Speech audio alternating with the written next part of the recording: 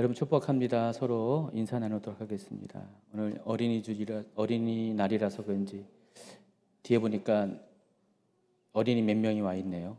예. 어린 아이와 같은 마음을 가진 분도 여기 오셨고, 어린 아이와 같은 외모를 가진 분도 오셨고. 자, 오늘 창세기 46장부터 48장까지 다루도록 하겠습니다. 벌써 이제 창세기가 거의 마무리 단계에 가고요. 다음 주 한 번 더 하면 창세기가 완전히 이제 정강이 됩니다. 이번에는 이제 창세기 다음에 출애굽기가 바로 이어서 하게 될 것이고요. 출애굽기 한 다음에는 아마 이제 신약성경을 좀 해야 되겠죠. 자, 489페이지 같이 보도록 하겠습니다. 창세기 46장입니다. 드디어 야곱 가정이 이집트로 이주하게 됩니다. 지난 주에 했던 45장 28절에 보니까 요셉의 생전 소식을 들은 야곱은 43장부터는 야곱의 이름을 이스라엘이라는 이름과 계속해서 두 개를 모두 같이 사용하면서 이제 등장을 하죠. 45장 28절에는 야곱이라는 이름 대신 이스라엘이라는 이름으로 나옵니다. 이스라엘이 내 조카도다. 내 아들 요셉이 지금까지 살아있으니 내가 죽기 전에 가서 그를 보리라. 자, 이렇게 끝납니다. 그래서 요셉이 살아있다는 소식을 들은 야곱은 모든 소유를 이끌고 지난 22년 동안 머물렀던 가나안 땅 헤브론을 떠나서 이집트로 향합니다. 그런데 여러분, 이제 그냥 이렇게 보고가 됐기 때문에 그런지 알지만은 사실 이제 야곱 입장에서는 이 가나안 땅을 떠나는 것이 쉬운 결정은 아니었습니다. 왜냐면은 가나안 땅은 어떤 땅입니까? 약속의 땅이잖아요. 머물러야 될 땅입니다. 특별히 이제 야곱 같은 경우는 할아버지 아브람부터 시작해서 아버지 이삭 그리고 자기에 이어서 쭉 내려오는 그 이 땅에 머물러야 되는 사명이 무엇인지를 너무나 잘 알고 있는 사람이었습니다. 그래서 그냥 개인적으로도 터전을 옮긴다는 건 쉽지 않지만은 하나님의 약속이 있는 이 땅을 이렇게 떠난다는 것은 이렇게 쉬운 결정이 아니었습니다. 어떤 분들은 기근 때문에 어쩔 수 없지 않습니까? 또 요셉이 살아있기 때문에 요셉 품에 가는 것이 당연한 것이 아닙니까? 라고 말할 수도 있지만은 절대 그렇지 않다는 것입니다. 만약에 그렇다면은 아마 요셉을 보기 위해서는 뭐 야곱하고 몇 사람만 잠시 다녀와서 요셉을 보고 상봉을 하고 다시 돌아올 수도 있죠. 또 기근이 문제라면은 요셉을 통해서 계속해서 양식을 공급받을 수가 있습니다. 언젠가는 기근이 끝나니까 그 기간 동안에는 계속 이 땅에 머물면서 양식을 공급받을 수가 있어요. 근데 그와 같은 방법을 선택하지 않고 아예 터전 자체를 다 옮긴다는 것은 야곱 입장에서는 쉬운 일이 아니었고, 당연히 야곱이 그렇게 결정할 수 있는 분명한 이유가, 특별한 이유가 있다는 것을 예측할 수가 있습니다. 그것은 다른 것이 아니라 바로 창세기 15장에서 하나님께서 아브라함에게 하신 이 약속에 대해서 야곱은 알고 있었고, 그 약속이 지금 성취되어야 될, 이루어져야 될 시기라는 것에 대해서 야곱은 알고 있었기 때문에 그것으로 인해서 이와 같은 결정을 하게 된 겁니다. 창세기 15장 13, 14절입니다. 여호와께서 아브라함에게 이르시되 너는 반드시 알라. 네 자손이 이방에서 개게 되어 그들을 섬기겠고 그들은 400년 동안 네 자손을 괴롭히리니 그들이 섬기는 나라를 내가 징벌할지며 그 후에 네 자손이 큰 재물을 이끌고 나오리라. 거의 200년 전에 하나님께서 이렇게 이와 같은 약속을 하셨는데 이것들이 이제는 이루어져야 됩니다. 야곱은 지금 이집트로 내려가야 되는 것을 결정하는 이 시기가 바로 이때라는 것을 이제 직감을 했습니다. 자, 이와 같은 것은 그 선지자적인 관점이 있지 아니한 사람은 알 수가 없습니다. 그 시대에 많은 사람들이 살고 있었고 야곱의 가정에도 수많은 사람들이 살고 있었지만은 이 부분에 대해서 생각할 수 있는 사람은 이 야곱 가정에서는 야곱하고 또 앞서 소개했던 요셉 둘밖에 없었습니다. 요셉도 자기의 인생이 그렇게 고난을 겪고 이집트 땅으로 내려간 이유가 창세기 45장에서 밝혔듯이 바로 이와 같은 하나님의 그 예정과 계획이 있었기 때문에 자기는 그것에 쓰임받는 선발대로서 그 일을 감당하기 위해서 하나님께서 자기 인생을 사용하고 있다는 것을 알았어요. 그래서 창세기 45장 이제 5절 이하에서 형들을 상봉할 때 두려워하는 형들에게 두려워하지 말라고 위로하면서 당신들이 나를 이곳에 보낸 것이 아니라 하나님께서 나를 이곳에 보내셨다는 것에 대해서 명확히 자기 입장을 밝힙니다. 자, 요셉은 이와 같이 하나님의 계획을 알았어요. 뜻을 알았어요. 자신을 향한 하나님의 예정을 알았다는 것입니다. 그래서 그렇게 가감히 그와 같은 자신의 삶을 수용할 수 있었고 형들을도 용서할 수 있었던 것입니다. 야곱도 마찬가지입니다. 이와 같은 결정을 할 수 있는 이유가 요셉이 이미 알고 있던 것처럼 깨달은 것처럼 야곱 또한 하나님의 이 계획이 지금이야말로 이루어져야 될 때라는 것을 알았기 때문에 이와 같은 결정을 한 겁니다. 이것은 순종이죠. 아브라함이 하나님 말씀에 의지해서 하나님이 보여줄 땅으로 발걸음을 옮길 것과 마찬가지로 야곱 또한 지금 그와 같은 순종의 결정을 한 겁니다. 아마 야곱은 지금 자기가 이집트에 내려가면은 다시는 자기 살아생전에 돌아올 수 없다는 것을 너무나 명확히 잘 알고 있었을 것입니다.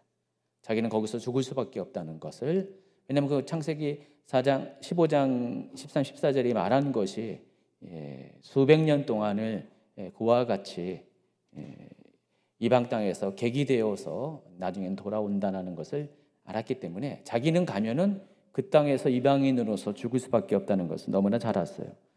그렇지만은 그럼에도 불구하고 하나님의 뜻과 계획 안에 순종하는 것이 또한 자신의 삶인 것도 너무나 잘 알기 때문에 그와 같은 중대한 결정을 할 수가 있었던 것입니다. 그래서 야곱이 이제 헤브론을 떠나서 이집트를 향하는데 이집트를 향하는 그 여정 가운데 제일 먼저 만나는 도시가 바로 브엘세바였습니다. 창세기 46장 1절입니다. 이스라엘이 모든 소유를 이끌고 떠나 브엘세바에 이르러 그의 아버지 이삭의 하나님께 희생 제사를 드리니. 야곱이 왜 브엘세바에서 희생 제사를 드렸을까? 또 여기 보면은 독특한 표현이 나옵니다. 그의 아버지 이삭의 하나님께, 그냥 여호와 하나님께도 아니고 이삭의 하나님께 희생 제사를 드렸다라는 독특한 표현이 나옵니다. 야곱이 브엘세바에서 희생 제사를 드린 특별한 이유가 있습니다. 브엘세바는 어떤 장소냐? 언약의 장소입니다. 브엘세바라는 그 이름 자체가 그 맹세의 우물이라는 뜻이잖아요. 그래서 이곳에서 언약이 이루어졌습니다. 하나님과 아브라함 또 이삭과의 언약도 이루어졌고 또 아브라함과 이삭 그리고 그랄 왕 아비멜렉과의 그런 상호 불가침 조약이 맺어진 곳도 바로 이곳입니다. 브엘세바입니다. 그래서 이 장소는 굉장히 특별한 장소입니다. 아버지 이삭도 그렇고 할아버지 아브라함도 그렇고 이곳에서 하나님을 예배했습니다. 하나님을 만났고 또 하나님과 언약의 시간들을 보냈습니다. 그래서 1절에서 야곱이 하나님을 부르는 호칭을 그의 아버지 이삭의 하나님이라고 표현한 이유가 바로 여기에 있는 것입니다. 바로 이곳에서 자신의 아버지 이삭이 하나님께 제사를 했기 때문에, 이곳에서 자기의 아버지 이삭이 하나님을 만났기 때문에 이삭의 하나님이라고 호칭을 했다는 것입니다. 그러니까 이 장소에는 어떤 하나님이 계시다고요? 브엘세바에는 이삭의 하나님이 계신 거예요. 이삭을 만나주신 하나님, 이삭을 기억하시는 하나님, 이삭과 특별한 언약을 맺으신 하나님, 그와 같은 기억, 그와 같은 역사를 지금 야곱은 그것을 기억하면서 자기 아버지 이삭을 만나신 하나님을 부르신 겁니다. 그러니까 여기서 기도를 했을 거 아니에요. 희생 제사를 드리면서 하나님께 기도했을 때 하나님 하면서 보통 이제 구약 성경에 보면은 누구누구의 하나님, 아브라함의 하나님, 이삭의 하나님, 야곱의 하나님 그런 식으로 이렇게 많이 부르잖아요. 그때 야곱이 불렀던 하나님의 이름이 무슨 여호와 이레 하나님 그런 하나님의 이름이 아니라 나의 아버지 이삭의 하나님 이렇게 불렀습니다. 그러니까 이삭을 통해서 만나 주신 하나님을 그와 같은 하나님을 자기도 만나고 싶다라는 그 염원이 그 호칭 가운데 있는 것입니다.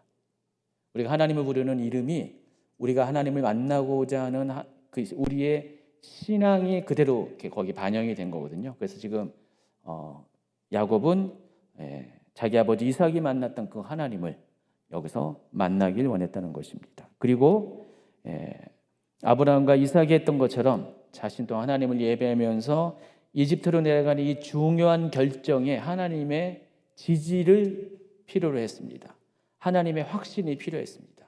지금 내려가긴 내려가는데 선택을 해서 내려가는데 과연 나의 선택이 나의 결정이 정말 온전한 결정인지 하나님의 뜻인지를 확인하고 싶었다는 것입니다. 그래서 이 역사적인 이 언약의 장소인 브엘사베에 이르러서 희생 제사를 드리면서 하나님을 초청하는 겁니다. 하나님을 부르는 겁니다. 그리고 하나님 저를 만나 주세요. 이삭의 하나님 저를 만나 주세요. 그리고 정말 내가 가야 될 이 길이 이 결정이 온전한 결정인지 그렇게 해야 되는지를 확신시켜 달라고 지금 제사를 드린 겁니다. 그리고 하나님께서는 이와 같은 야곱의 기대에 부응해서 찾아오십니다. 2절 전반부입니다. 그 밤에 하나님이 이상 중에 이스라엘에게 나타나 이르시되. 전에는 하나님께서 주로 야곱에게 이스라엘에게 나타나는 방식이 뭐였죠? 꿈을 통해서 많이 만나셨잖아요. 근데 여기서 보면은 이상 가운데, 환상 가운데 찾아오셨습니다. 그러니까 현실 가운데, 물론 꿈과 환상은 똑같은 계시적인 측면에서는 같은 맥락이에요. 근데 꿈은 잘 때 하나님이 자신을 나타내는 계시 방식이고 환상은 깨어 있을 때. 그래서 지금 전의 꿈과는 한 단계 업그레이드 돼서 깨어 있은 상태에서 환상 가운데, 이상 가운데, 비전 가운데 야곱을 찾아오십니다. 그리고 2절 후반부하고 3절 전반부는 또 이렇게 말씀하십니다. 야곱아 야곱아 하는지라. 야곱이 이르되 내가 여기 있나이다 하매 하나님이 이르시되 나는 하나님이라 네 아버지의 하나님이라. 에코를 집어넣나요? 갑자기 무슨 천상에서 울리는 그런 일부 그랬나요? 나는 하나님이라 내 아버지의 하나님이다. 지금 나의 아버지 이삭의 하나님 불렀잖아요. 그랬더니 하나님은 어떻게 대답하셨어요? 내 아버지의 하나님이다. 아브라함의 하나님도 아니고 너의 하나님도 아니고 내 아버지의 하나님이다. 여러분이 하나님을 이렇게 찾으시면 하나님의 호칭을 이렇게 부르시면 하나님은 실제로 그렇게 만나십니다. 여러분 삶 가운데 경험하고 싶은 하나님의 많은 이름들이 있잖아요. 그 하나님의 이름을 여러분 기도 가운데 이렇게 하나님을 부르시면은 하나님은 실제로 그렇게 만나 주신다는 것을 아시기 바랍니다. 그래서 이집트로 이주하는 것을 두려워하는 야곱에게 첫 번째는 두려워하지 말 것, 두 번째는 그곳에서 큰 민족을 이루게 될 것, 세 번째는 반드시 다시 돌아올 것, 이것을 약속을 하십니다. 3절 후반부, 4절 전반부. 애굽으로 내려가기를 두려워하지 말라. 내가 거기 손으로 큰 민족을 이루게 하리라. 내가 너와 함께 애굽으로 내려가겠고 반드시 너를 인도하여 다시 올라올 것이며. 하나님이 함께 내려가고 하나님이 함께 올라온다. 와, 여러분 지나칠 수 있는 표현일지 모르지만 굉장히 의미심장한 거지 하지 않습니까? 여러분이 굉장히 어렵고 힘든 일을 당할 때, 물론 여기서 이제 모든 기준은 예루살렘을 기준으로 남이나 북이나 동이나 서나 다 예루살렘을 가는 건 올라가는 거고 예루살렘에서 밖으로 나가는 건 다 내려가는 것으로 표현하고 있습니다. 여기 중심은 항상 예루살렘 중심이에요. 근데 지금 예루살렘에서 이집트로 내려갈 때 하나님도 같이 내려가실 것이고 또 올라올 때 같이 올라올 것이라는 아주 약속을 주십니다.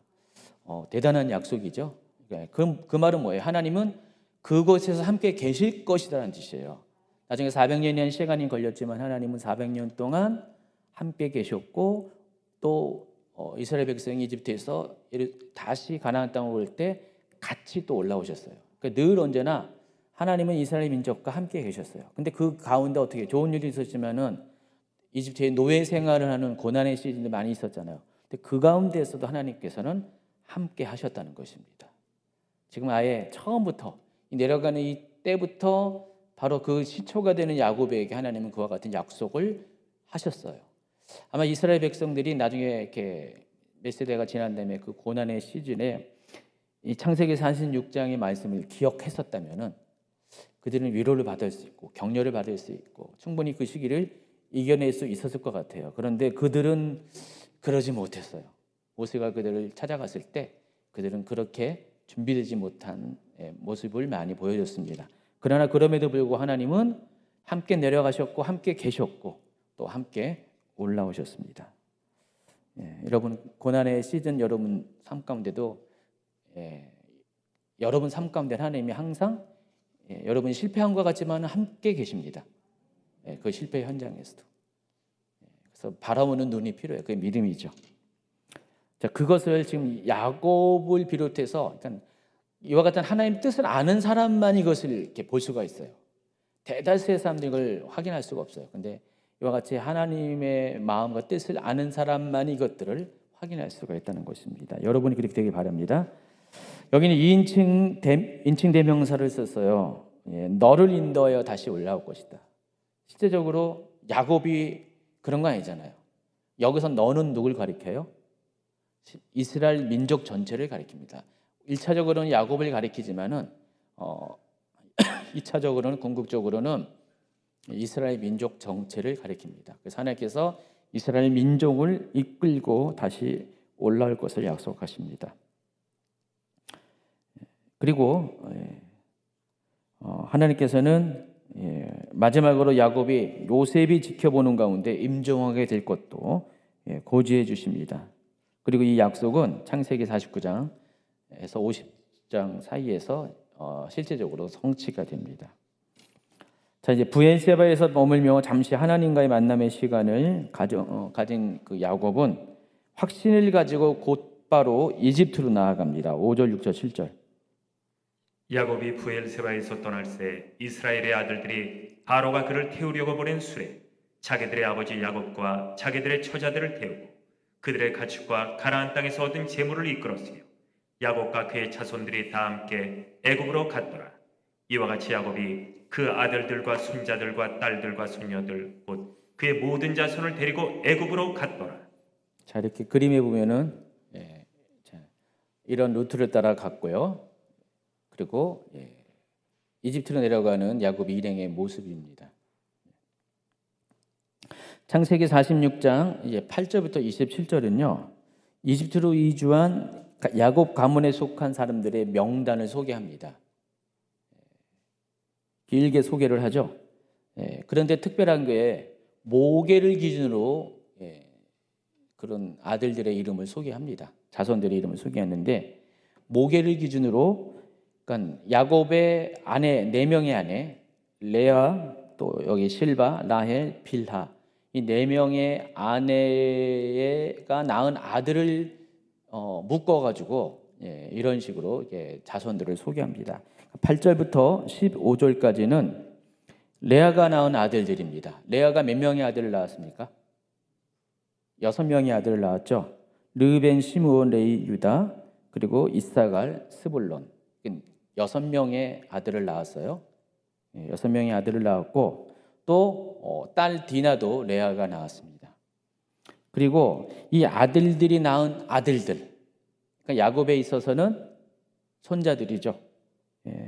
손자들 그리고 또 유다의 경우는 유다의 손자들도 여기 2명이 소개돼요.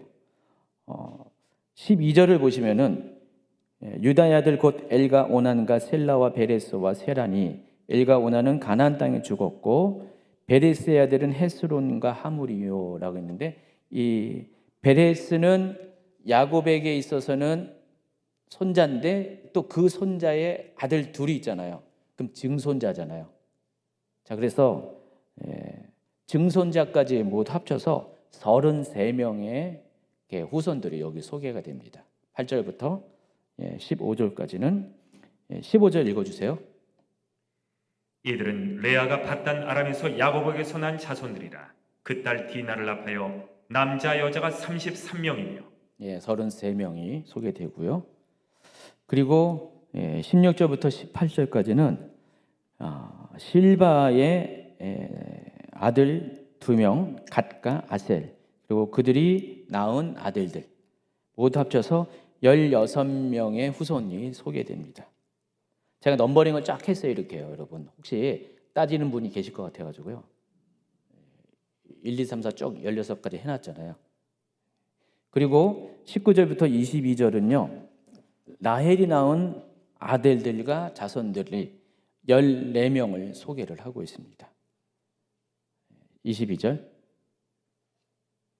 베냐민의 아들 곧 벨라와 베겔과 아스벨과 게라 나만과 에이와 로스와 뭇빔과 훗빔과 아르시니 이들은 라헬이 야곱에게서 낳은 자손들이니 모두 14명이요. 22절만 읽으면 되는데 제가 발음이 이상한가 보죠. 귀가 이상한 건지 발음이 이상한지 모르지만은 22절 라헬이 야곱에게 낳은 자손들이니 모두 14명이라고 했습니다. 또 23절부터 25절은 빌하가 낳은 아들 단과 납달리 또 그의 아들들 해서 7명이 소개되고 있습니다. 자, 그런데 우리가 이것을 근거로 해서 우리가 이제 알고 있는 게 이집트로 내려간 사람들이 70명 이렇게 알고 있잖아요. 과연 그럴까? 방금 쭉 읽어봤잖아요. 70명 맞습니까? 70명이 맞지가 않아요. 여기에는 며느리들의 이름이 없어요. 며느리들의 명단이 없고요. 손녀들의 이름도 기록되지 않았습니다. 그리고요, 창세기 46장 7절에 보면요, 이와 같이 야곱이 그 아들들과 손자들과, 그러니까 아들들과 손자들의 이름은 다 기록이 되어 있어요. 증손자까지 기록이 되어 있어요. 딸들과 손녀들 이렇게 나왔어요. 근데 딸은 디나밖에 소개 안 돼 있어요. 그럼 복수로 표현했다는 것은 디나 말고도 딸이 있었다 없었다? 있었어요. 단지 창세기에는 이름이 기록되지 않을 뿐이었습니다. 디나는 그 세겜에서의 사건이 있기 때문에 특별하게 언급이 된 거고, 디나 말고도 누군가 또 딸이 있었을 가능성이 있어요. 복수로 소개한 거니까. 또 손녀들도 있었어요. 또 전부 다 아들만 나나요? 그런 거 아니잖아요. 손녀들도 있었습니다. 그래서 창세기 46장 26절에는요, 야곱과 함께 애굽에 들어간 자는 하면서 야곱의 며느리들 외에 66명이요. 지금 제가 이렇게 한 게 66명이에요, 위에. 그리고 특별히 66명에 대해서 조건이 붙어 있어요. 이는 다 야곱의 몸에서 태어난 자다. 그러니까 다시 말해서 직계 자손이라는 거예요, 직계. 그러니까 며느리들은 야곱의 몸에서 태어난 게 아니에요. 직계가 아니에요. 그래서 그들은 빼버리고 직계 자손만 66명이고 거기에 야곱 자신 1명, 그리고 이미 먼저 내려간 요셉과 2 아들 합쳐서 70명이 되는 거예요. 그렇지만 여기에 빠진 사람들이 있어요. 야곱의 며느리들 최소한 11명이고요. 또 어떤 아들은 아내가 둘일 수가 있을 수가 있고요. 그렇죠? 그건 모르죠. 그래서 최소한 11명의 며느리. 그리고 또 요셉의 아내도 있잖아요. 그렇죠? 그렇게 돼 있고 손녀딸들도 있고요. 그리고 또 누가 있습니까? 종들이 많을 거 아니에요. 야곱에게서. 종들이 많이 있을 것입니다. 원래 밧단 아람에서부터 데려온 종들이에요. 창세기 32장 5절에 보니까 내게 소와 나귀와 양떼와 노비가 있으므로, 노비가 있다고 여기 분명히 표현하고 있잖아요. 종들이 있었고, 또 헤브론에서 아버지 이삭의 말년을 이렇게 봉양을 했는데 또 유일한 상속자이기 때문에 그때 그 시간대 나머지는 다 이미 다 분가를 했기 때문에 아버지의 모든 재산을 또 야곱이 물려받았을 거 아니에요. 그래서 그때 야곱으로 이삭으로부터 물려받은 또 종들이 또 있었을 거 아니에요. 그래서 최소한 100명에서 200명 사이에 그 정도의 인원이 여기 내려간 거예요. 벽을 따지냐고요? 따지는 분이 있어서 제가 얘기해 주는 것입니다. 그래서 70명이라고 언급되어 있지만은 그 성경의 기록 특성상 남자들만 기록되는 것 때문에 그렇게 표현되어 있고 실제적으로는 한 200명 가까운 인원이 내려갔다는 것으로 여러분이 이해하시기 바랍니다. 사도행전에는 75명이라고 또 숫자가 표현되는데 이 숫자는 그 70인역 번역을 기준으로 75명이라고 한 건데 70인역 번역에서는 그 야곱의 요셉이 낳은 아들의 또 아들들까지 또 이름이 기록이 되어 있어서 거기 5명이 추가가 되어서 75명이라고 나와 있습니다. 모세가 기록한 다른 성경에 쭉 보면은요, 모세 오경의 다른 성경들 출애굽기 또 신명기 보면은 전부 다 공통적으로 이때 내려간 인원이 70명이었다라고 동일하게 표기를 하고 있습니다. 어쨌든 중요한 핵심은 이때 모든 야곱에게 속한 사람들이 다 내려갔다는 거예요. 가나안 땅에 누굴 남겨둔 것이 아니라 다 내려간 거예요. 완전한 이주가 이루어졌다는 사실. 그게 중요한 것입니다. 더 이상 가나안 땅에는 야곱 가문에 속한 사람이 단 한 사람도 남아있지 않았다. 완전한 이주가 이루어졌다는 사실을 주목하시기 바랍니다. 자, 야곱은 가족을 대표해서 유다를 선발대로 보내서 그 요셉에게 자신들이 가고 있다는 것을 알려주고 있습니다. 여러분 지도에 보면은요, 지도 한번 보여주세요. 여기 보면은 저기 크게 뭐 카이로라고 나와 있죠. 카이로라는데 지금 현재의 이제 이집트 수도고요. 지금 이제 현재 지도예요. 카이로에서 약간 위쪽으로, 그러니까 지도상에서 내려가는 거죠.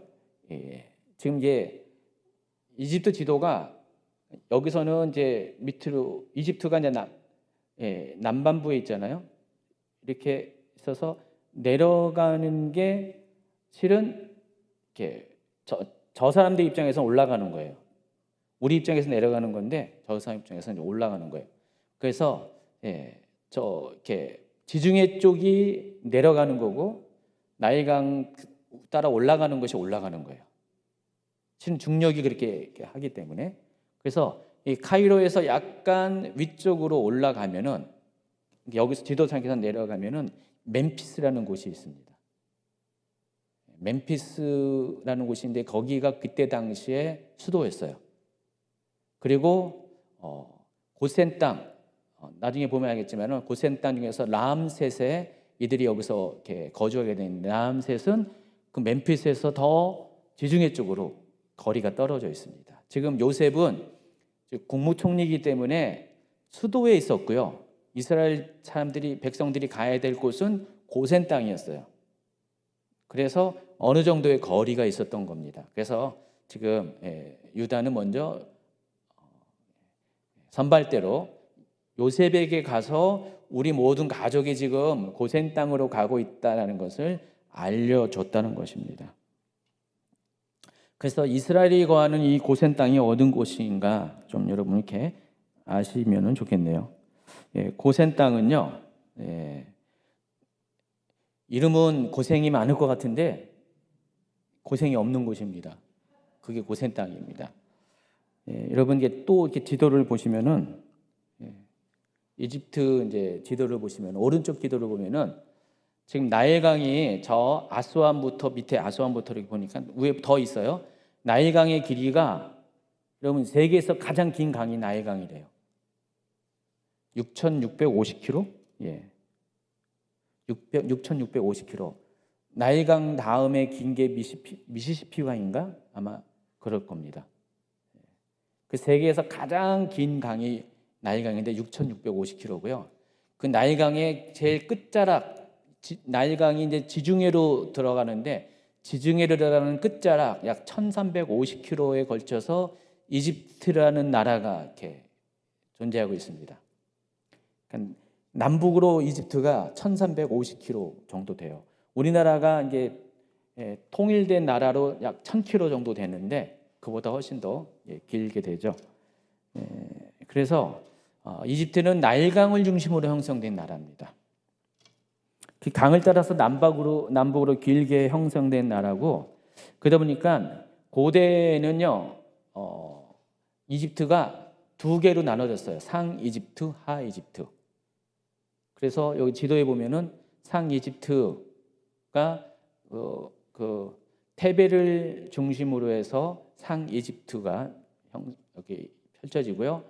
또 멤피스를 중심으로 하 이집트가 있습니다. 그래서 여기 이집트가 왕권이 강한 시대에는요, 이 두 지역이 한 명의 왕이 통치를 합니다. 왕권이 강한 전제 왕권이 강한 그런 시대에는 두 이집트가 하나로 통일돼서 있지만은 왕권이 약하면은 상 이집트의 나라가 있고 왕조가 있고 또 하 이집트의 왕조가 있습니다. 옛날에 여기 때를 이렇게 소재로 해가지고 소설이 있었어요. 람세스 2세인가? 람세스라는 소설이 있었어요. 프랑스 작가가. 그게 뭐 기독교적인 소설은 아니에요. 제가 그때 3권짜리인가 읽은 것 같은데, 거기에 보면은 이집트 사람들의 생각이 항상 뭐에 꽂혀 있냐면은 상하 이집트를 통일시킨다는 그거 있잖아요. 저 삼국지 보면, 중국 삼국지 보면은 그 중국 대륙을 통일시킨다는 그것이 항상 그들에 있어서 품어야 될 이상, 가장 최고의 이상인 것처럼 이집트 사람에게도 똑같이 상 이집트, 하 이집트 나눠진 두 개의 이집트를 하나로 통일시키는 것이 특별히 왕이 되는 사람에게는 가장 해야 될 목표입니다. 우선적인 목표고 이상입니다. 그처럼 이렇게 이집트는 이렇게 항상 이렇게 나눠져 있습니다. 상 이집트와 하 이집트가 나눠져 있습니다. 그래서 상 이집트의 중심 도시가 테베였어요. 오늘날 룩소르라고 부르는 테베였고요. 하 이집트가 오늘날 이집트 수도인 카이로에서 한 25km 정도 떨어진 멤피스였습니다. 고대 왕국에는 이 테베와 멤피스가 상 이집트와 하 이집트의 중심 도시로 자리 잡고 있었고, 또 이 도시를 거점으로 해서 토착 귀족들이 항상 있었어요. 그래서 이집트 왕 파라오는요, 굉장히 겉으로는 좋아 보이지만 항상 이 테베와 멤피스를 잡고 있는 이 귀족들과의 정치적인 희생물이 될 때도 많이 있다는 것을 여러분 아시기 바랍니다. 지금 요셉이 여기 이집트에 내려간 이때는 제12왕조, 중왕국 제12왕조 시대였어요. 그러니까 중왕국이 11왕조와 12왕조에 걸쳐서 중왕국이라 그러는데, 이때가 굉장히 안정적인 시기였어요. 이집트에서요. 그래서 이때는 상하 이집트가 통일된 그런 시대였습니다. 그래서 원래 이 12왕조는 테베 출신의 왕족들이 세운 나라였습니다. 왕조였습니다. 그런데 테베에서 이렇게 수도로 있다가 수도를 천도를 합니다. 멤피스 쪽으로 수도를 천도합니다. 하 이집트를 천도합니다. 그 이유가 다른 것이 아니라 이때쯤 저 북방에서부터 저쪽 가나안 땅 메소포타미아 쪽에서부터 이민족들이 계속 이집트를 넘보고 있었어요. 그 사람들이 누구라 그랬어요? 셈족 계열의 가나안 지역에 거하는 사람들, 힉소스라고 불렀죠. 다 역사적인 이제 등장하는 사람들입니다. 이 힉소스 민족이 이때 계속해서 북쪽 지역을 계속 들어왔어요. 침범을 했고, 나중에는 15왕조에 이르러서는 아예 이민족인 힉소스가 이집트를 지배해 버리잖아요.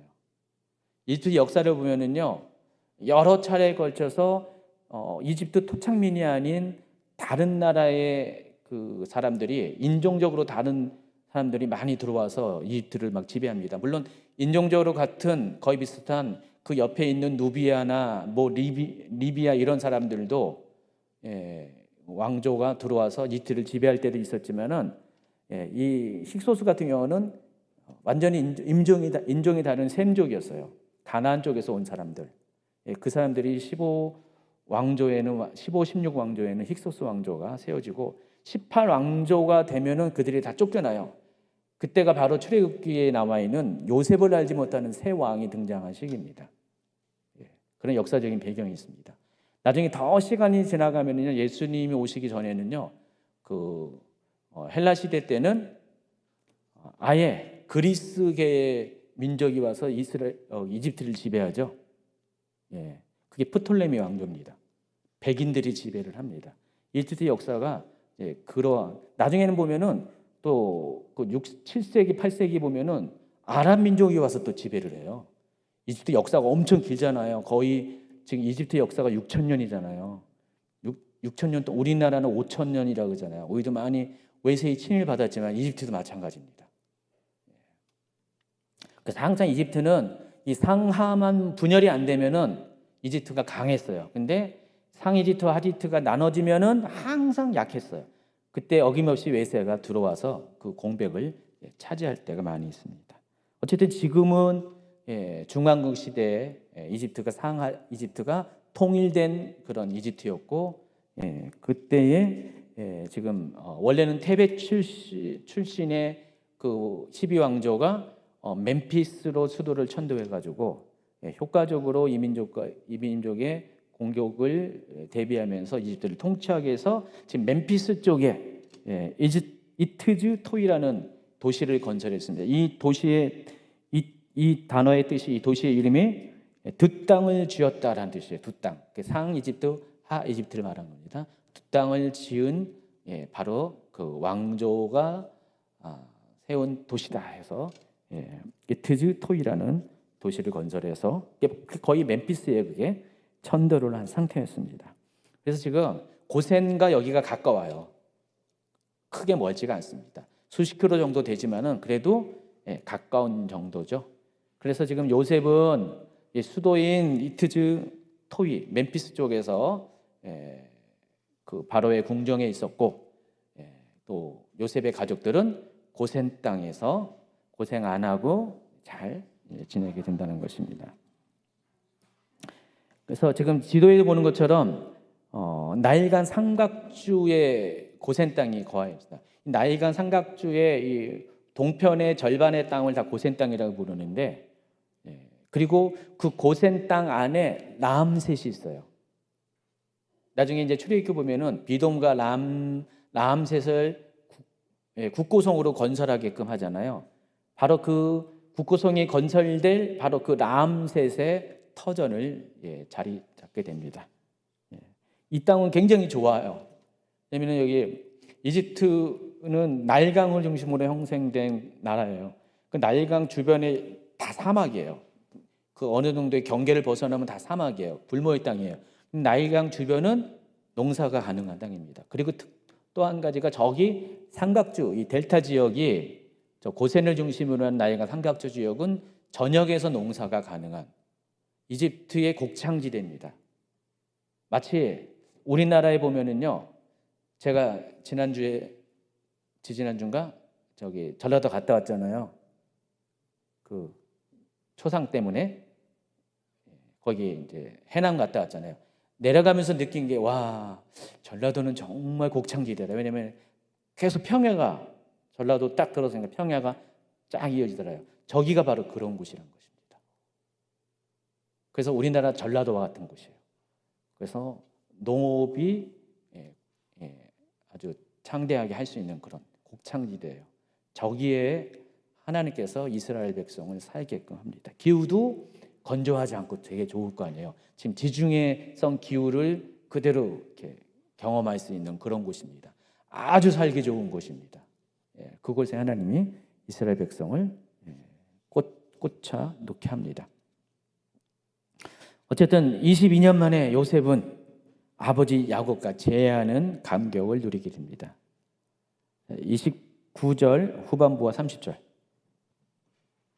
그의 아버지 이스라엘을 맞으며 그에게 보이고 그의 목을 어긋맞춰 안고 얼마 동안 울며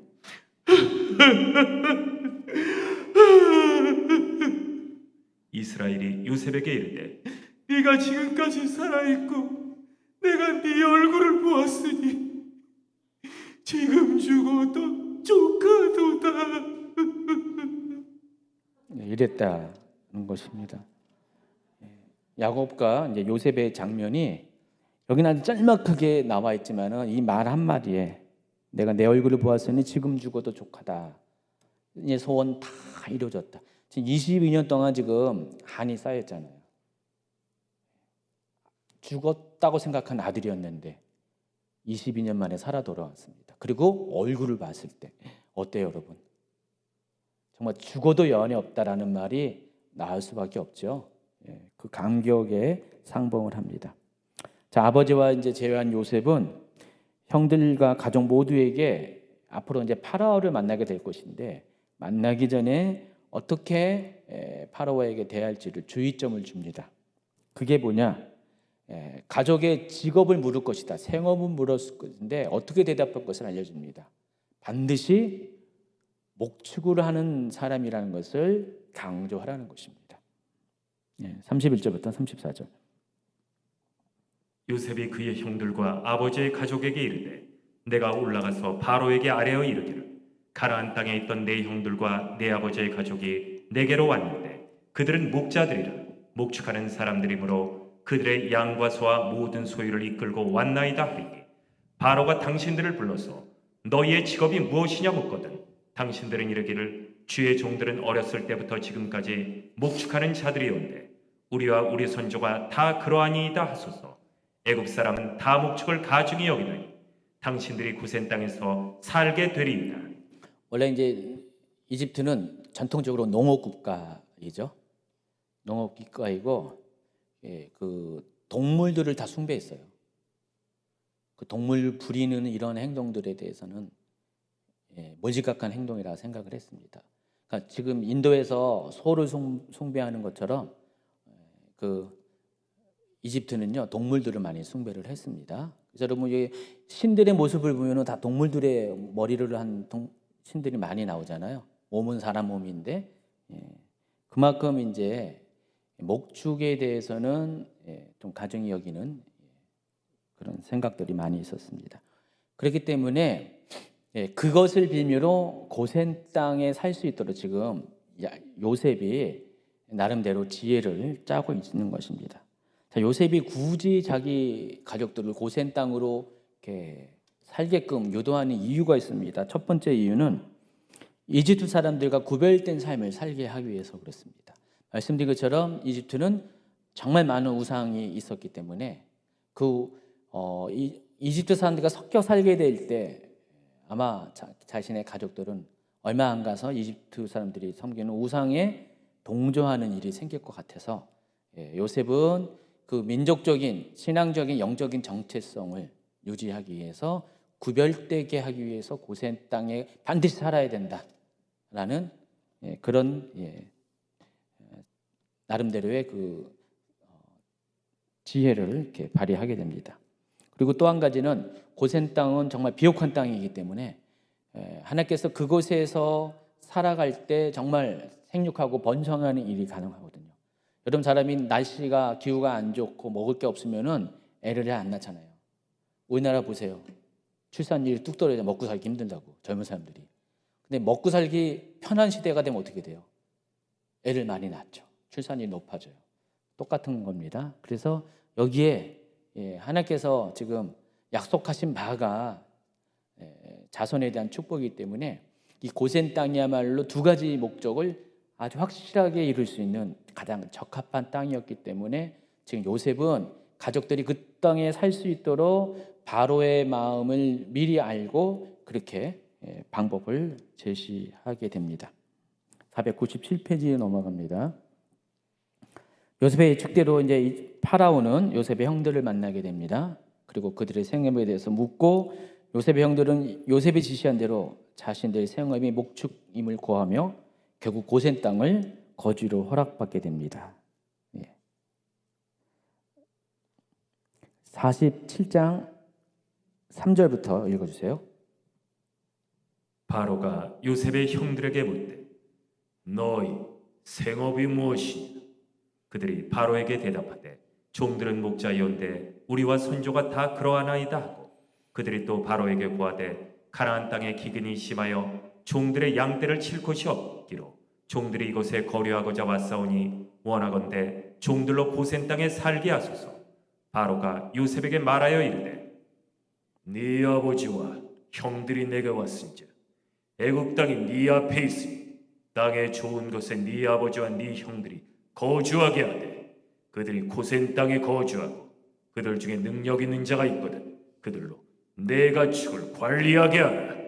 보시면은 일부러 그들은 고센 땅으로 들어왔고 우리가 지금 고센 땅에 있으니까 다른 데로 옮겨가서 고생하지 말게 이 고센 땅에 머물게 해달라고 아예 자기들이 직접 요구를 하잖아요. 요셉의 예측대로 그랬더니 이제 바로가 곧바로 고센 땅에 거주할 것을 요셉에게 국무총리인 요셉에게 정식으로 루트를 통해서 허락을 하는 장면입니다. 형들에 이어서 이제 야곱이 파라오 앞에 인도됩니다. 이때 야곱은 파라오를 축복합니다. 7절. 요셉이 자기 아버지 야곱을 인도하여 바로 앞에 서게 하니 야곱이 바로에게 축복하며. 그런데 여러분 이 축복하는 장면을 그냥 지나치지 말아야 될 게 말이 안 되는 거예요. 이때 당시에 그 야곱은 바로에게 있어서는 정말 아무것도 아닌 존재입니다. 이 파라오는 이집트 파라오는 당시에 신이었어요. 아무나 가까이 갈 수도 없고 앞에 설 수도 없고 그리고 감히 말할 수도 없는 그런 존재였습니다. 그렇고 모든 축복은 파라오가 백성들에게 하는 거지 백성이 파라오에게 축복한다는 거 있을 수가 없잖아요. 그렇죠? 그런 시대적인 상황이었는데 그럼에도 불구하고 지금 야곱은 감히 파라오를 지금 축복을 하고 있다는 사실을 여러분 아시기 바랍니다. 아마 야곱은 자신의 아들 요셉을 중용하고 선대해 준 파라오의 호의에 대해서 감사하는 마음으로 번영과 안녕을 비는 축복을 했을 것입니다. 이때 파라오가 야곱의 나이를 묻습니다. 아무리 봐도 굉장히 나이가 들어 보이잖아요. 이때 당시 130이었습니다. 자, 이렇게 대답합니다. 8절 9절. 바로가 야곱에게 묻되 네 나이가 얼마냐? 야곱이 바로에게 아뢰되 내 나그네 길의 세월이 130년이니이다. 나이를 밝히니까 앞에보다 목소리가 나이가 들게 하셨네. 훨씬 나이를 밝히니까 갑자기 목소리가 나이가 들게 됐는데, 자 이때 당시 이제 그 야곱의 나이가 130인데 야곱이 또 이렇게 또 9절 후반부 이렇게 얘기해요.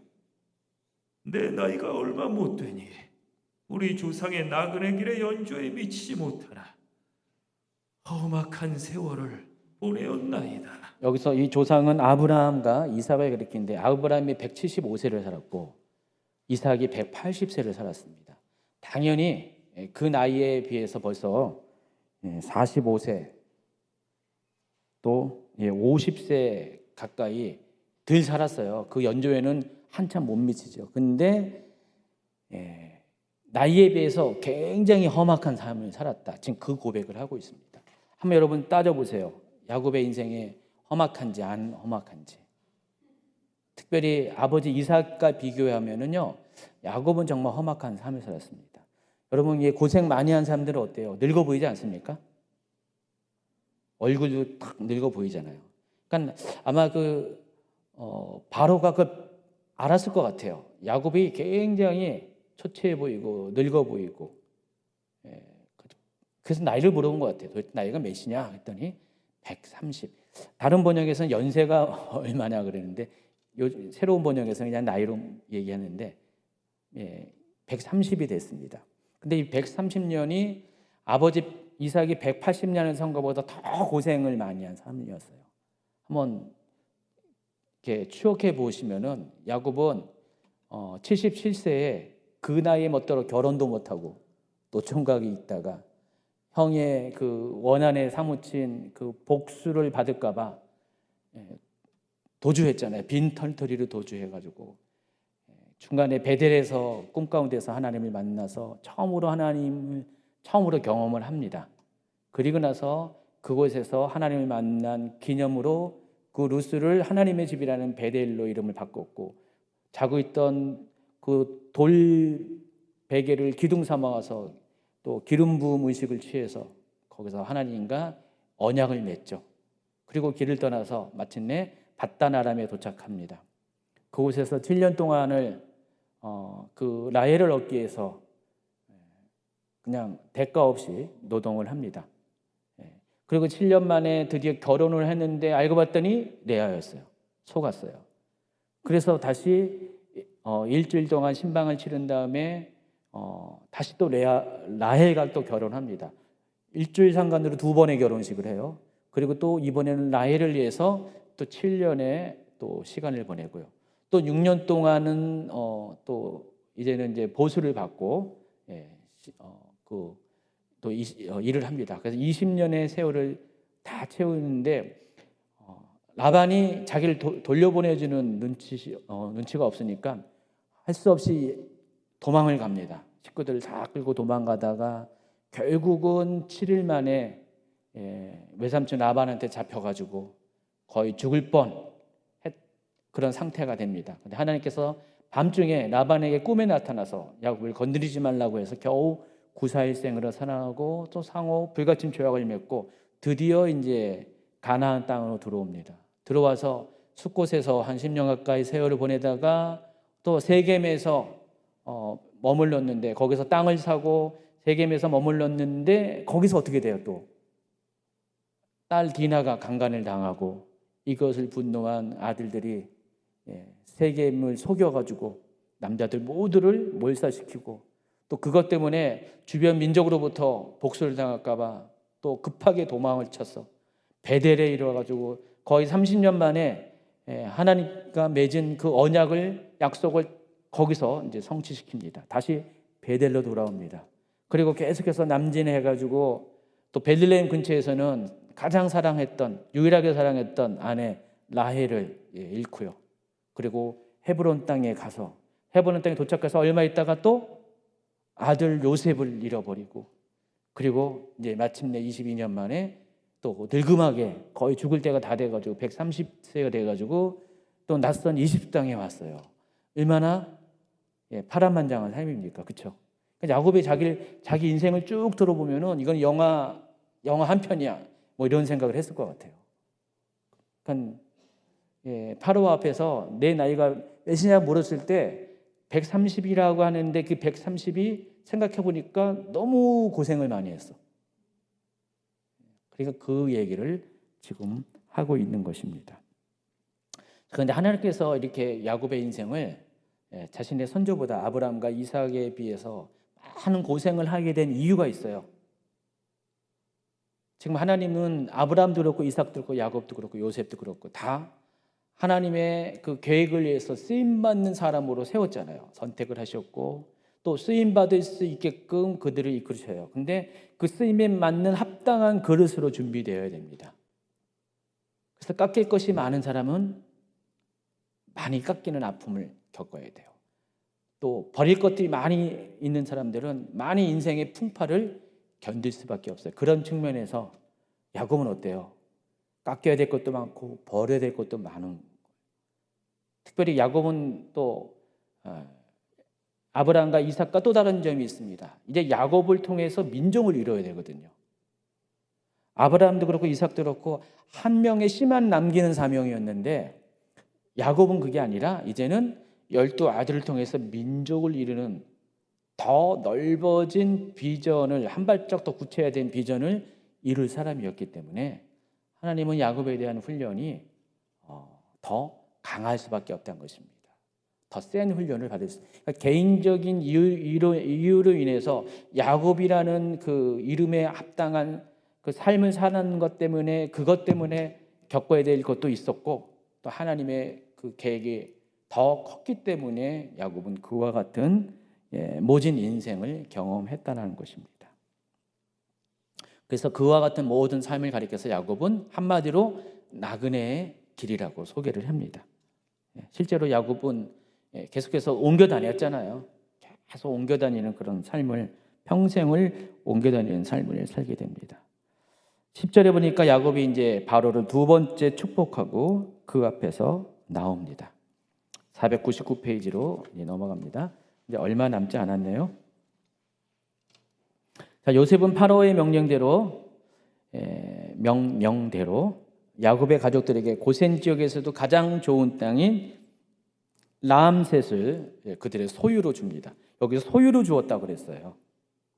아예 이 사람들에게, 야곱 가족들에게 이 땅을 소유권을 주었다, 그 얘기를 하는 것입니다. 이 라암셋이 이제 여러분 알고 있는 람세스예요. 람세스가 여기 이제 라암셋으로 이렇게 부르는 건데, 지금 오늘날 이제 여기가 아바리스라는 곳인데, 여기에 보시면은 고센 땅이 있고, 여기 피돔이라고 있는데, 여기가 성경에는 비돔이라고 나오는 데시고 출애굽기의 비돔이고, 이 아바리스가 바로 라암셋입니다. 여기에 보면은 이스라엘 백성이 살았던 흔적들이 아직 남아 있어요.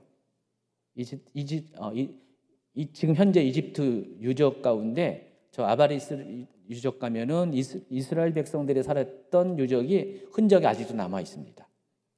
저기서 살았습니다. 나중에 이곳이 출애굽 시대 때는 국고성이 되어가지고 오히려 여기서 노예 생활을 하게 됩니다. 여기 국고성이 세워지면서 그 국고성을 건설하는 노예로 사용이 됩니다. 자, 야곱의 가족이 이집트로 이제 이주한 후 시간이 또 흐릅니다.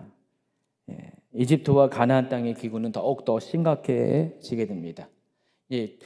대기근의 두 번째 해에 이주했잖아요. 아직 5해가 남았다는 것입니다. 자, 요셉은 이 상황 가운데 나라는 지금 기근이라는 재앙으로 인해서 굉장히 안 좋잖아요. 근데 오히려 파라오의 왕실은 오히려 더 부강해집니다. 누구 때문에 그러냐? 요셉 때문에 그렇다는 것입니다. 요셉은 이 시기를 이용해서 제12왕조를 왕권을 강화시키는 일을 합니다. 어떻게 강화시키냐? 돈줄을 붙잡고 그 일을 합니다. 그래서 자기가 갖고 있는 무기가 바로 양식이었거든요. 그래서 지금 요셉은 그 왕실 주도하에 7년 대흉년에 곡식들을 많이 저장해 놨어요. 근데 일반 사람들은, 특별히 지방 귀족들은, 지방 호족들은 그렇게까지 하지 않았거든요. 요셉은 너무나 앞으로 될 일들이 분명히 하나님의 계획을 알고 있었기 때문에 아주 충분하게 그 곡식을 저장을 했어요. 7년 대흉년을 견딜 만한 곡식을 저장했지만은 다른 사람들은, 지방 호족들은 그러지 않았다는 것입니다. 그러다 보니까 한 2년의 시간이 흘렀어요. 2년의 시간이 흐르니까 그때부터 문제가 생깁니다. 다른 이집트 사람들은 저장해둔 것들이 다 떨어집니다. 오직 요셉이 저장한, 왕실 주관에서 저장한 곡식들만 남게 됩니다. 그러니까 그들이 그 먹고 살기 위해서 어떻게 돼요? 여기 보니까 애굽 땅과 가나안 땅 모두에게 그런 일이 동시에 발생했다고 그랬습니다. 있는 모든 돈을 가지고 요셉에게 와서 곡식을 사 먹습니다. 그래서 지금 요셉이 곡식을 팔면서 이집트와 가나안 땅에 있는 모든 돈을 다 끌어모읍니다. 대단하죠. 그래서 이집트 왕권이 강화되기 시작해요. 재정이 들어오니까. 오늘날처럼 뭐 이렇게 국가 재정, 뭐 개인 재정 이렇게 나눠진 게 아니라 그때 국가 재정이 곧 왕실 재정이었어요. 그러니까 왕실에 돈이 없으면 국가가 돈이 없는 거였어요.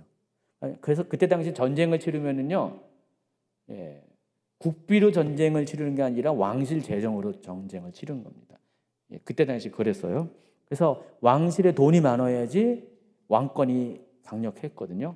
근데 지금 요셉이 곡식을 팔아서 이집트와 가나안 땅에 있는 모든 돈들을 다 끌어모아가지고 왕실의 재정을 풍족하게 맙니다. 그래서 어떻게 돼요? 자연스럽게 왕권은 강화되고 지방 권력자들의 세력은 약해지기 시작합니다. 또 기근이 더 심해지자 돈도 바닥나니까 이제는 그 다음으로 뭘 파냐? 가축을 팝니다. 그래서 모든 이집트에 있는 가축들이 다 왕의 가축이 돼버립니다.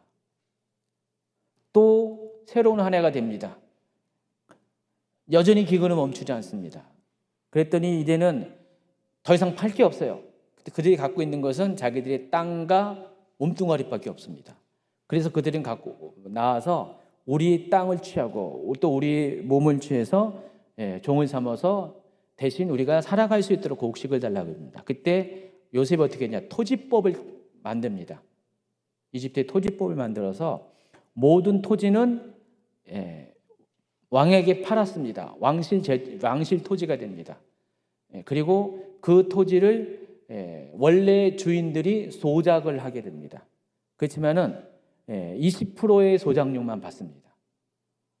어떤 데는 뭐 50% 막 이상 받잖아요. 더 이상 받는데 요셉은 그렇지 않고 딱 20%의 세금이 아니라 국가 세금이 아니라 강제로 하는 세금이 아니라 자기들이 이렇게 농사를 지어서 그거에 대한 대가로 소작료로 준 20%의 그런 세금을 바치게 됩니다. 그래서 그걸 통해서 왕실 재정이 튼튼하게 됩니다. 그래서 이집트의 모든 토지들이 국가의 통제 아래 놓이게 됩니다. 자, 이 내용으로 봐서 지금 안 읽어줬죠? 47장 23절부터 26절까지 읽어주세요.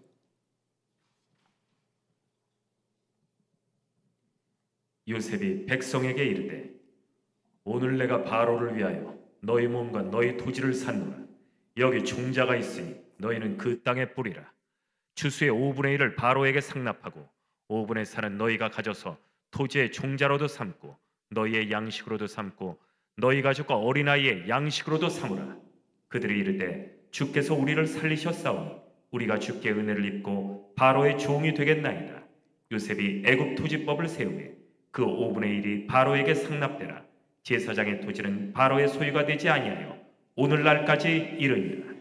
이 장면을 보면은 이제 농사를 지으라고 이제 종자를 줬다는 그 의미는 이제 이때가 바로 7년 흉년의 마지막 해라는 것을 알 수가 있습니다. 그래서 요셉은 마지막 해에 토지를 전부 다 국유화시키는데 성공합니다. 자, 이와 같은 토지법을 통해서 이집트가 더욱 강력한 왕정 국가로 이제 발돋움합니다. 그래서 국가적인 안정을 이루게 됩니다. 사람들의 삶은 기근으로 이렇게 피폐해진 건 사실이지만은 기근은 분명히 재앙이지만은 이 시기를 대비한 요셉이 있기 때문에 국가적인 재앙은 위기를 모면했고 또 보너스로 정치적인 안정을 치르게 됩니다. 아까 말씀드린 것처럼 이집트는 늘 언제나 분쟁이 많은 그런 역사를 갖고 있어요. 상 이집트, 하 이집트 지방 귀족들이 권력이 많을 때 왕권이 약해지면서 늘 정치적인 불안이 이집트 전체 국민의 삶을 약화시켰잖아요. 근데 지금 요셉은 이 기근을 이용해서 오히려 왕권을 강화시키고 또 이집트 사람들의 안정적인 삶을 추구하게 했습니다. 그러니까 그 전세로 5분의 1만 내는 거기 때문에 80%가 충분히 먹고 살게 되잖아요. 그래서 이집트가 전례 없이 요셉의 통치하는 이 시기에 아주 안정적인 국가로 성장을 하게 됩니다. 이처럼 이제 한 사람, 요셉이라는 한 사람, 지혜로운 한 사람, 하나님의 지혜를 가진 이 한 사람이 얼만큼 중요한지를 우리가 알 수가 있어요. 나라를 살리고 민족을 살리고 또 안정되게 하는 그런 역할을 합니다. 자, 이런 요셉이 국무총리이고 있으면은 이 파라오의 입장에서 어떨까요? 정말 다 맡기고 신뢰할 만하잖아요. 그렇죠? 요셉은 이미 7년의 흉년 기간 동안에 또 2년의 흉년 기간 동안에 자신의 능력을 보여줬기 때문에 파라오는 그런 요셉을 신뢰했고 그래서 그 요셉으로 인해서 가족들도 그렇게 선대를 하게 됩니다.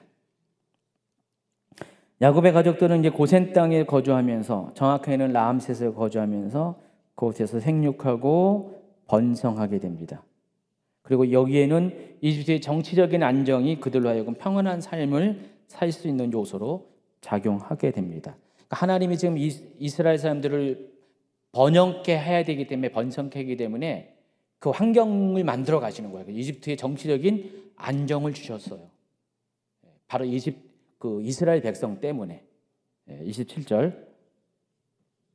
이스라엘 족속이 애굽 고센 땅에 거주하며 거기서 생업을 얻어 생육하고 번성하였더라. 이게 하나님의 계획이었습니다. 여러분에서 살기 좋은 고센 땅에 이끌고 또 정치적인 안정을 주어서 그들이 걱정 없이 그곳에서 편안하게 자손을 번성시키는 하나님의 계획을 이루어갈 수 있도록 이런 시간들을 허락하셨다는 것입니다. 자, 이제 이집트로 이주한 지가 17년의 시간이 흘렀습니다. 이때 야곱의 나이가 147세가 되었어요. 이때 야곱은 자신의 죽음이 임박한 것을 깨닫게 됩니다. 그리고 요셉을 불러서 한 가지 중요한 약속을 합니다. 28절부터 30절 전반부까지. 야곱이 애굽 땅에 17년을 거주하였으니 그의 나이가 147세라. 이스라엘이 죽을 때가 가까움에 그의 아들 요셉을 불러 그에게 이르되 이제 내가 내게 은혜를 입었거든 청하노니 네 손을 내 허벅지 아래에 넣고 이내야 성실함으로 내게 행하여 애굽의 나를 장사하지 아니하도록 하라. 내가 조상들과 함께 눕거든 너는 나를 애굽에서 메어다가 조상의 묘지에 장사하라. 지금 야곱은 자기가 이제 어차피 여기서 죽는다는 것은 정해진 사실 알고 있었고요. 그렇지만은 자기의 시신만큼은 가나안 땅 헤브론에 꼭 메고 가서 거기서 장사 지낼 것을 이렇게 요구합니다. 왜냐면은 바로 거기가 내가 돌아가야 될 곳이라는 것을, 어쩔 수 없이 자기가 하나님의 계획 때문에 여기까지는 왔지만은 자기 시신이라도 돌아가야 될 것들을 알고 있기 때문에 이런 말을 한 겁니다. 나중에 보면은 요셉도 똑같이 합니다. 그래서 나중에 이스라엘이 출애굽할 때 요셉의 뼈를 취해서 가나안 땅으로 가서 나중에 세겜 땅에 요셉의 뼈를 묻습니다. 자, 그와 같이 야곱은 요셉에게 자신이 돌아갈 것을 명확하게 밝히고 또 그렇게 해줄 것을 맹세하게 끝까지 합니다. 502페이지로 넘어갑니다. 48장입니다. 창세기 48장. 이제 좀 더 시간이 흐른 다음에 이제 야곱이 거의 이제 죽을 날이 다 가까웠습니다. 더 가까이 왔어요. 회복할 수 없는 병이 들게 되니까 그 소식을 요셉이 듣게 됩니다. 그리고 두 아들을 데리고 아버지가 있는 고센 땅으로 오게 됩니다. 지도 한번 보여주시면은 아까도 제가 설명한 것처럼 이 멤피스 쪽에서 지금 아바리스 쪽으로 지금 온 거예요. 지금 요셉은 멤피스 쪽에서 국정을 관할했고 아버지 야곱은 저기 살고 있었거든요. 그래서 지금 아버지가 병들었다는 소식을 듣고 요셉이 지금 저쪽으로 이제 온 겁니다. 와서 이제 아버지를 찾아옵니다. 자, 요셉이 왔다는 소식을 들은 아버지가 기운을 차려서 요셉을 맞이합니다. 그리고 이렇게 이야기합니다. 48장 3절. 요셉에게 이르되 이전에 가나안 땅 루스에서 전능하신 하나님이 내게 나타나사 복을 주시며 4절까지요. 내게 이르시되 내가 너로 생육하고 번성하게 하여 내게서 많은 백성이 나게 하고 내가 이 땅을 네 후손에게 주어 영원한 소유가 되게 하리라 하셨느니라. 자, 이때가 언제예요? 17년 전에. 그리고 17년 전에 이제 브엘셉하고 그 전에 지금 언제예요? 70년 전이네. 70년 전에 루스 땅이 바로 베델이잖아요. 원래는 루스였는데 아몬드라는 이름의 땅이었는데 지금 여기서 야곱이 꿈 가운데서 하나님을 만난 베델로 바꿨잖아요. 그곳에서 만난 하나님을 이야기합니다. 자, 이때부터 이제 야곱의 인생 가운데 하나님과 관계된 삶이 시작되잖아요. 그래서 이 약속과 후손에 대한 그 언약을 이때 받게 됩니다. 처음 받게 돼요. 이 언약들이 계속해서 인생의 고비고비마다 하나님이 나타나셔서 야곱에게 다시 한번 그것을 갱신하잖아요. 앞에 이삭에게 그랬던 것처럼 또 아브라함이 그런 것처럼 계속해서 인생의 고비고비마다 이렇게 하나님이 찾아오셔서 이삭에게도 이렇게 말씀하시는데 그 첫 번째 시작했던 그 루스에서의 하나님 만남, 베들레헴에서 하나님 만남을 지금 야곱은 상기하면서 다시 그 옛날의 그 기억을 70년 전의 그 기억을 끌어올리면서 지금 그 주인공이 나는 죽지만은 바로 너가 돼야 된다. 요셉에게 그 약속을 계승하는 장면입니다. 지금 하나님으로부터 받은 그 약속, 땅과 후손에 대한 약속을 계승할 자가 바로 요셉임을 선언하는 장면이 바로 이겁니다. 12 아들 중에서 장자도 아님에도 불구하고 요셉에게 실제적인 그 영적인 장자권을 요셉에게 지금 넘겨주는 장면입니다. 그리고 5절과 6절에서는요. 읽어주세요. 내가 애굽으로 와서 내게 이르기 전에 애굽에서 네가 낳은 두 아들 에브라임과 므낫세는 내 것이라.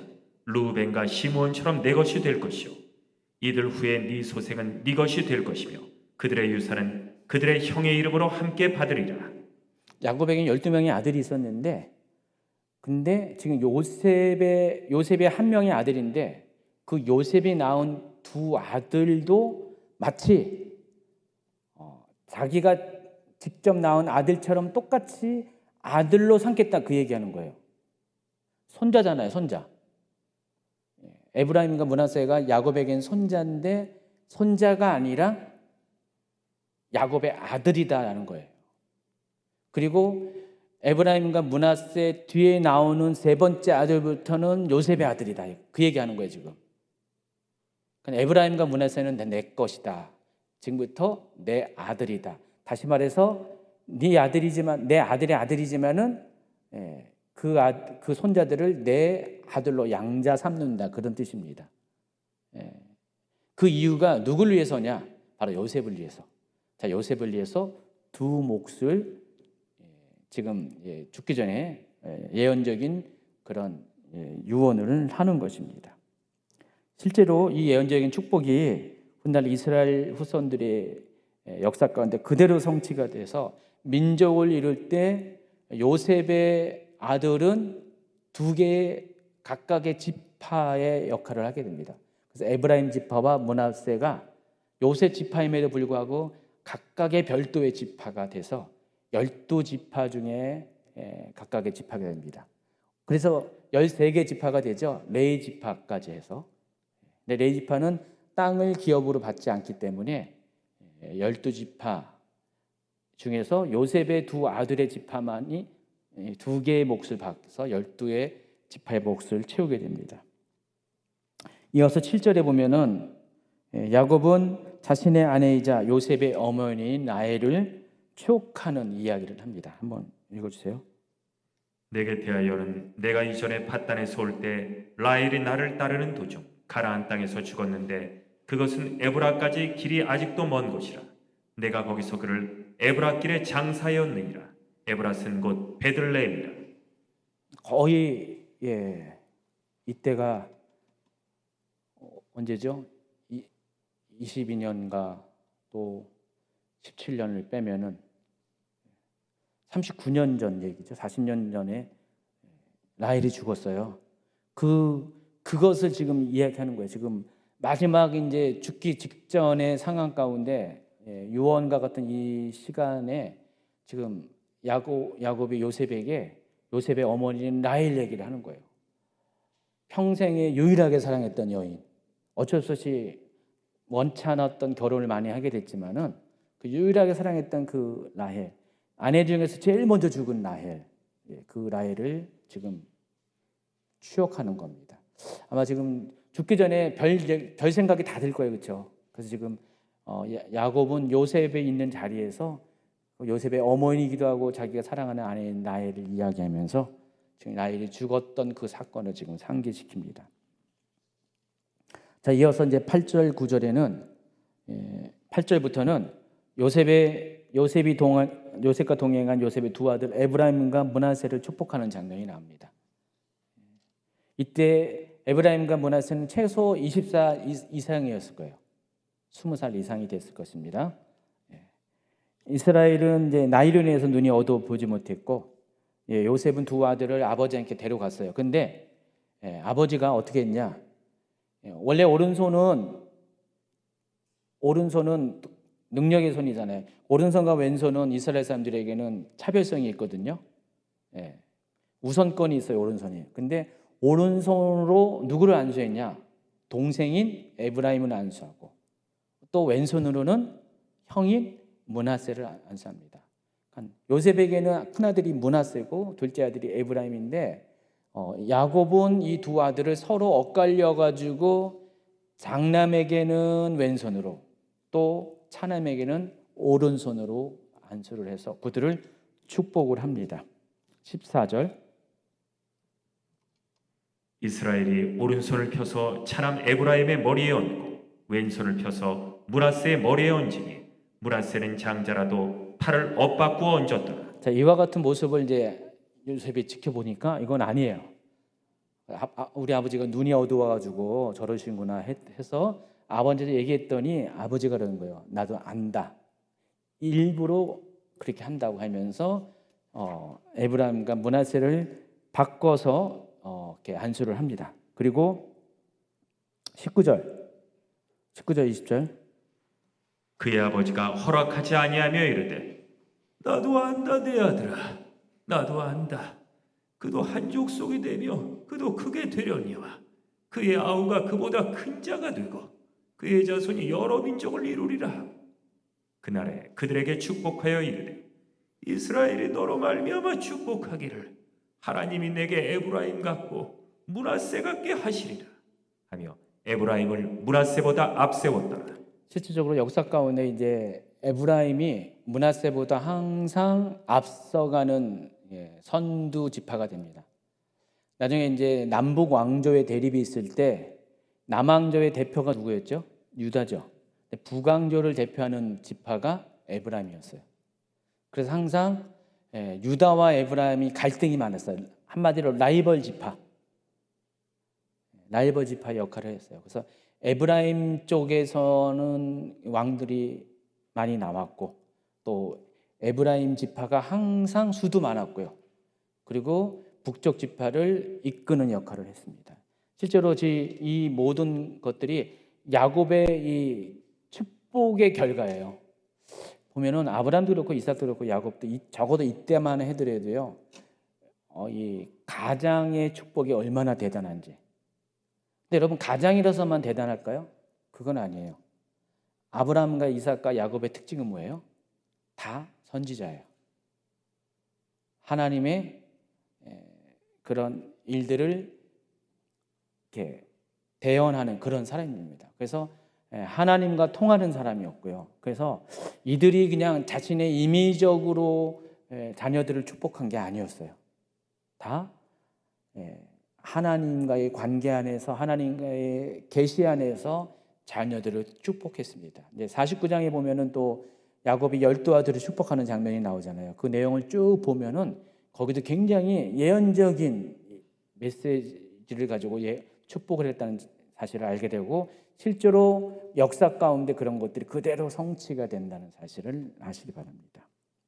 지금도 여러분이 이제 아브라함과 이삭과 야곱의 수준은 안 될지라도 여러분이 하나님과 통하는 사람이 되면, 하나님의 계시의 전달자가 되는 그런 사람이 되면은, 여러분들이 여러분의 자녀를 그렇게 축복하고 기도하면 실제로 여러분 돼요. 여러분이 그렇게 될 수 있는 존재가 먼저 돼야 되겠죠. 그런 자격을 가진 자가 되는데, 하나님은 여러분이 하나님과의 그런 온전한 관계에서 그렇게 자녀를 축복할 때 실제로 그대로 이루어 주시는 하나님이십니다. 자, 이 세 사람은 그와 같은 면에서 우리의 샘플이 되게 합니다. 마지막으로 21절, 22절에 보면은 야곱은 요셉에게 또 개인적인 또 유언을 합니다. 읽어주세요. 이스라엘이 요셉에게 또 이르되 너는 죽으라. 하나님이 너희와 함께 계시사 너희를 인도하여 너희 조상의 땅으로 돌아가게 하시려니와 나는 내게 네 형제보다 세겜 땅을 더 주었나니 이는 내가 내 칼과 활로 아모리 족속의 손에서 빼앗은 것이니라. 지금 요셉에게는 아주 특별한 예언을 하는데 내 형제보다 세겜 땅을 더 주었다 그랬습니다. 세겜 땅이 어떤 땅이에요? 여기서 내 칼과 할로 아모리 족속에서 손에서 빼앗은 것이다 라고 했는데 실은 아들들의 그 학살로 인해서 세계 모든 사람들을 죽이고 난 다음에 그 성을 취했잖아요. 바로 그 세겜 성을 말하는 것입니다. 지금 여러 이렇게 루트를 통해서 이제 그 증명되는 것이 세겜은 그때 당시에 실제로 야곱 족속에 속했던 그런 땅이었다는 것이 이제 조금씩 증명이 되고 있습니다. 이 말은 이제 잘 몰랐었어요. 이 말이 어떤 의미인지 지나치는 구절이었는데 시간이 갈수록 이 구절이 어떤 의미가 있는지를 이제 사람들이 알게 되는데 그래서 여러분 나중에 이제 여호수아가 가나안 땅에 이제 들어가게 될 때 제일 먼저 세겜 땅에 있는 에발산에서 단을 쌓고 거기서 에발산과 그리심 사이 그게 바로 세겜 땅이거든요. 세겜이라는 도시의 좌우에 에발산과 그리심이 있습니다. 거기서 이스라엘 백성이 언약을 맺는 장면이 나옵니다. 그게 여호수아서 8장에 나오고요. 또 여호수아 24장에도 또 한번 세겜 언약이 등장하는데 특별히 8장에 보면은요 이런 말씀이 있어요. 33절 온 이스라엘과 그 장로들과 관리들과 재판장들과 본토인뿐만 아니라 이방인까지 여호와의 언약궤를 메인 레위 사람들 앞에서 이렇게 했다 이렇게 쭉 나와요. 근데 여기 보면은 이때 당시에 이스라엘에 속했던 원래 그 오리지널 이스라엘 사람뿐만 아니라 또 출애굽할 때 함께 나왔던 또 이방인도 있었어요. 그리고 또 여기 보면 본토인이 또 등장하잖아요. 이 본토인이 누구냐? 바로 세겜 사람들이에요. 이 세겜 사람들과 함께 언약을 맺는 장면이 나옵니다. 그래서 이렇게 추론하는 것 중에 하나가 400년의 시간 간격은 있어도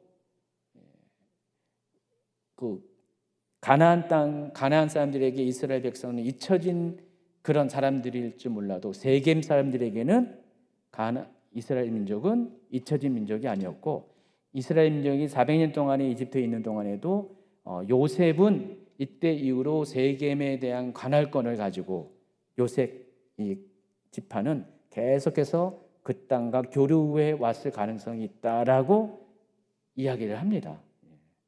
요즘 이제 새로 이렇게 이야기 나오는 주장들입니다. 그래서 그런 의미에서 지금 야곱은 요셉에게 세겜 땅을 내게는 특별히 세겜 땅을 더 주었다라는 말을 한 것이고 그것이 또 역사 가운데 그렇게 성취가 된 겁니다. 나중에 이제 이 세겜 땅은 결국 에브라임 지파의 땅이 됩니다. 여기까지 이제 마치겠습니다. 오늘 이제 창세기 46, 47, 48장 세 개의 챕터를 다뤄드렸는데 이집트의 이제 야곱의 가정이 정착하는 과정, 또 그것에 뿌리를 내리는 과정, 그리고 야곱이 죽음에 이르는 과정들을 쭉 소개를 하고 있습니다. 하나님께서 이집트의 이스라엘 가문을 이끄시는 것, 우리가 어떻게 보면은 개인적으로 보면은 우리가 하나님의 섭리라는 것을 보지 못하는 눈으로 보면은 그것은 어떻게 보면은 실패의 그런 삶으로 죄된 이집트가 상징하는 게 죄잖아요. 그 죄악된 세상인데 그걸로 가는 것처럼 보이지만은 하나님께서는 계획은 그렇지 않았던 것입니다. 오히려 그곳에서 죄 많은 세상 가운데 고센이라는 곳에서 고립되게 하셔서 오히려 더 정결하게 하시고 더 거룩하게 하시고 더 준비되게 하셔서 마침내 하나님의 때에 하나님의 거룩한 일들을 이루는 그런 시간들로 그런 장소로 거기를 허락했다는 것입니다. 여러분 이거 개인적인 삶에 적용할 수가 있어요. 하나님이 여러분 삶 가운데 어쩌면은 그 이집트와 같은 상황 가운데 여러분을 이렇게 몰아넣을 수가 있잖아요. 근데 여러분이 그냥 일반적인 시각으로 보면은 내 삶이 이렇게 아래로 내려가고 죄악된 세상 가운데 들어가고 하나님이 계신 그곳보다는 멀어지는 곳에 좀 이렇게 가게 되면은 굉장히 여러분 불안하고 두려움을 느끼고 내가 이렇게 살아야 되는가? 하나님 내 인생을 왜 이렇게 이끄십니까? 라고 말할 수도 있지만은 그러나 그럼에도 불구하고 하나님은 그 가운데 여러분을 향한 계획이 있다는 것입니다. 하나님은 그곳을 통해서 오히려 여러분들 더 연단하고 준비시키고 훈련시키고 또 제약된 세상 가운데지만 여러분이 더욱더 정결하게 고립된 구분된 삶을 통해서 오히려 하나님께서 여러분을 향한 하나님의 때의 계획을 이룰 수 있는 그런 사람으로 준비시킨다는 것도 한 번쯤은 생각해 보시기 바랍니다. 그런 분이 있다면은 그래서 희망을 갖고 용기를 가지고 하나님이 언젠가 나도 이스라엘 백성 이집트에서 출애굽시켜서 약속의 땅을 취하게 한 것처럼 내 삶도 그렇게 하실 것을 꼭 기대하시기 바랍니다.